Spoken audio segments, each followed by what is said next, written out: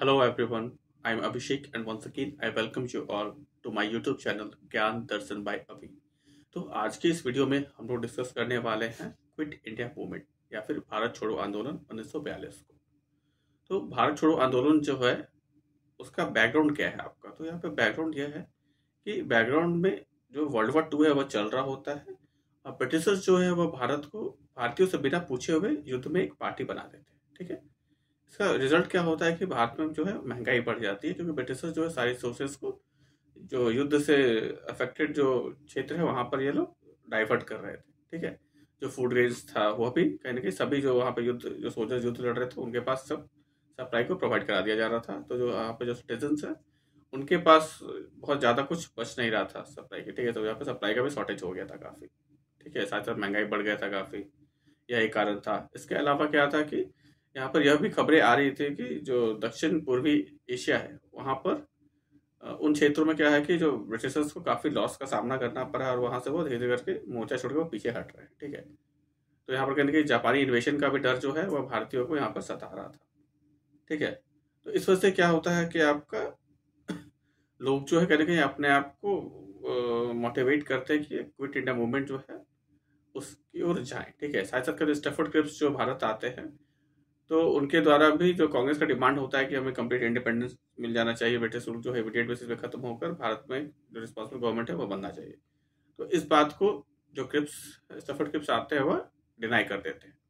तो ये सब जो डिफरेंट डिफरेंट फैक्टर्स है ये एक साथ मिलकर क्या होता है कि फाइनली क्विट इंडिया मूवमेंट जो है उसे लॉन्च करने की ओर लोगों को और कांग्रेस के लीडर्स को लेके जाते हैं। ठीक है, यहाँ पर क्या होता है 6 से 14 जुलाई 1942 को कांग्रेस का वर्धा में कांग्रेस वर्किंग कमेटी का एक अधिवेशन या मीटिंग होता है। उस मीटिंग में क्विट इंडिया मूवमेंट कर जो है उसे लॉन्च करने का प्रपोजल रखा जाता है। उसी जो रिजोल्यूशन है उसे वापस जो 7 से 8 अगस्त को ग्वालियर टैंक मुंबई में आपका जो अधिवेशन होता है वहां पर इसे दोहराया जाता है और इसे जो है सहमति दे दी जाती है। ठीक है, तो यहाँ पर क्या होता है कि 7 और 8 को जो अधिवेशन में अनुमति दी जाती है तो इस अधिवेशन में क्या होता है कांग्रेस के सभी जो प्रमुख जो लीडर्स हैं, चाहे वो सरदार वल्लभ भाई पटेल हो, जवाहरलाल नेहरू हो या फिर आपके यहाँ पर हैं जैसे कि आपके वल्लभ भाई पटेल हो गए, अच्युत पटवर्धन हो गए। ठीक है, अन्ना असफ अली हो गए, अबुल कलाम आज़ाद हो गए। ठीक है, तो इन सब लोगों के मौजूदगी में आपका यह जो निर्णय है यह लिया जाता है। इस वक्त जो कांग्रेस का अधिवेशन हो रहा होता है इसके अध्यक्ष जो है मौलाना अबुल कलाम आज़ाद जी होते हैं। ठीक है, तो यहाँ पर क्या होता है गांधी जी के द्वारा कहा जाता है कि जो आंदोलन है यह हमें हमें लड़ना हमें जो है हमारी मजबूरी है। यहाँ पर उन्होंने स्लोगन दिया था डू और डाई। ठीक है, यानी करो या मरो। ठीक है, तो यहाँ पर क्या होता है गांधी जी के द्वारा कुछ पॉइंटर्स रखे जाते हैं। तो उस पॉइंटर्स में क्या था कि आपका जो गवर्नमेंट ऑफिशियल है वो गवर्नमेंट जॉब छोड़े नहीं बल्कि गवर्नमेंट जॉब में रहकर जो अपनी लॉयल्टी है वो कांग्रेस के प्रति रखे। ठीक है, जो सोल्जर्स है उनसे जो गांधी जी उनका रिक्वेस्ट किया था कि आप जो भारतवासी हैं उनके ऊपर आप गोली चलाने से मना कर दें। ठीक है, साथ साथ जो स्टूडेंट्स हैं उनसे यह कहा गया कि अगर आप डिटरमाइंड है कि जब तक आज़ादी नहीं मिल जाता है तब तक आप संग्राम में पार्टिसिपेट कर सकते हैं तो आप वहाँ पर स्कूल कॉलेज का आपका बाइकआउट कर सकते हैं, अदरवाइज आप अपना जो पढ़ाई उसे कंटिन्यू भी रख सकते हैं। ठीक है, तो यह कुछ जो पॉइंटर्स है यह इनके द्वारा रखे गए थे। इसके अलावा जो आपका यहाँ पर जो प्रिंसली स्टेट्स थे वहाँ पर गांधी जी के द्वारा यह कहा गया कि अगर राजा अगर यानी जो भी आपका प्रिंसली क्षेत्र है वहाँ पर अगर राजा जो है अगर वह जनता के प्रति अपना लॉयल्टी दिखाता है तो ही जो वहाँ की जो प्रजा है उसे वहाँ पर उन्हें सपोर्ट करना चाहिए। ठीक है, अदरवाइज उन्हें वहाँ पर उन्हें किसी तरह का सपोर्ट नहीं करना चाहिए।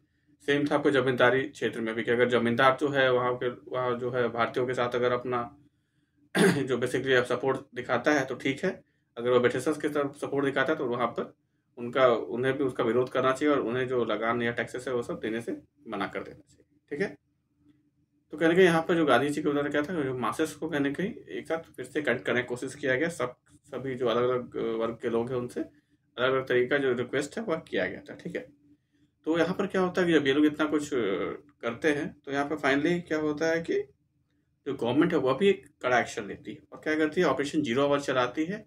और 0 आवर के तहत क्या होता है कि जितने भी कांग्रेस के जो प्रमुख लीडर होती है नेतृत्व होती है उसे यह गिरफ्तार कर लिया जाता है। गांधी जी से लेकर जवाहरलाल नेहरू हो गए हैं, आपके वल्लभ भाई पटेल हो गए, तो जितने भी प्रोमिनेंट बड़े लीडर्स थे उन्हें गिरफ्तार कर लिया जाता है। यहाँ पर महात्मा गांधी जी को गिरफ्तार करके आगा खान पैलेस में रखा जाता है, ठीक है। डॉक्टर राजेंद्र प्रसाद जी को गिरफ्तार करके पटना के बांकीपुर जेल में रखा जाता है।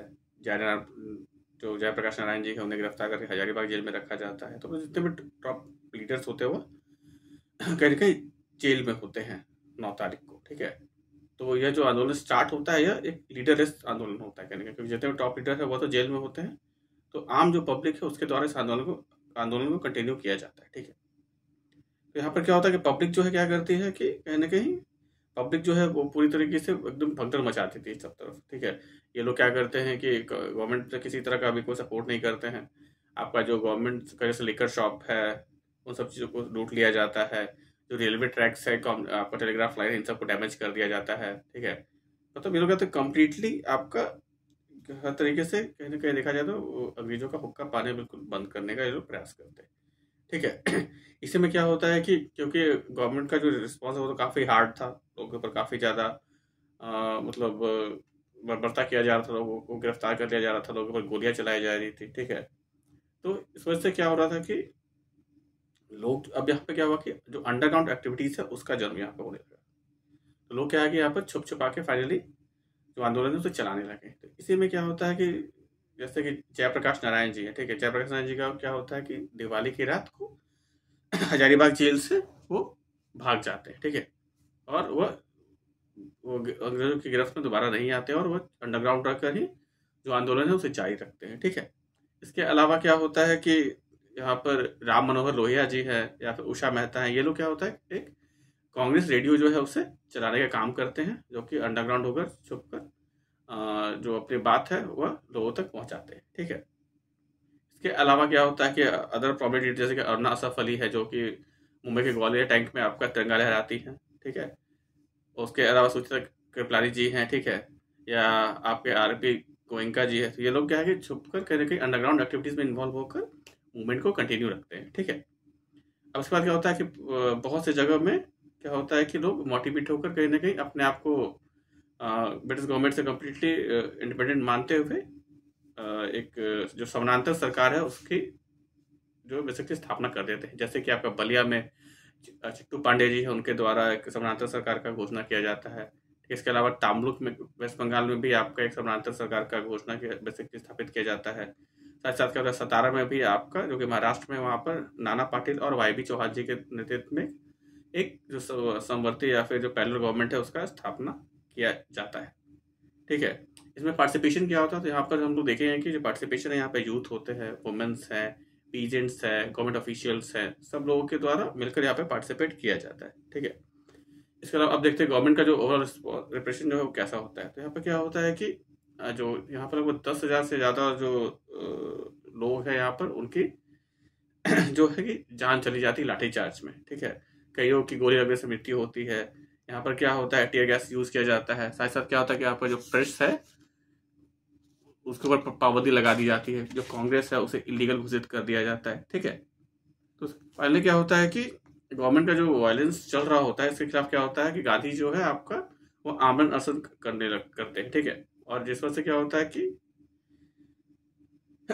यहाँ पर जो गांधी जी उनका तबियत कहीं ना कहीं काफ़ी ख़राब हो जाता है, ठीक है। तो और उन्हें बाद में उनके तबियत जो खराब रहता है उस कारण से उन्हें बाद में छोड़ दिया जाता है, ठीक है। इसके अलावा यहाँ पर हम लोग देखेंगे कि इस मूवमेंट में आपका देखा जाए तो ये कम्प्लीटली लीडरलेस मूवमेंट था, क्योंकि टोटल प्रोमिनेंट लीडर है जो आपका वो जेल में होते हैं, ठीक है। इसके अलावा हम लोग देखेंगे कि यहाँ पर कुछ ऑर्गेनाइजेशन थे जैसे कि आरएसएस हो गया या फिर मुस्लिम लीग थी। ये लोग क्विट इंडिया मूवमेंट जो है उसे स्टार्ट करने के फेवर में नहीं थे और ये लोग इससे अपने आप को दूर ही रखते हैं, ठीक है। तो यहाँ पर ये चीज़ था। इसके अलावा क्या होता है कि हमारा यहाँ पर इस मूवमेंट में जो वुमेन्स हैं उनका जो पार्टिसिपेशन है वह भी काफ़ी पीक पे होता है, ठीक है। यहाँ पर बहुत से प्रोमिनेंट इसमें वुमेन लीडर्स होती है जैसे कि अरुणा असफ अली जी है, सुचित्रा कृपलानी है, उषा मेहता है। तो कहने के देखा जाए तो इस मूवमेंट में काफ़ी वुमेन्स पार्टिसिपेशन है जो वो बढ़ चढ़ कर होता है, ठीक है। तो इस प्रकार से हमारा यह जो क्विट इंडिया मूवमेंट का टॉपिक है यहाँ पे समाप्त होता है। Thank you.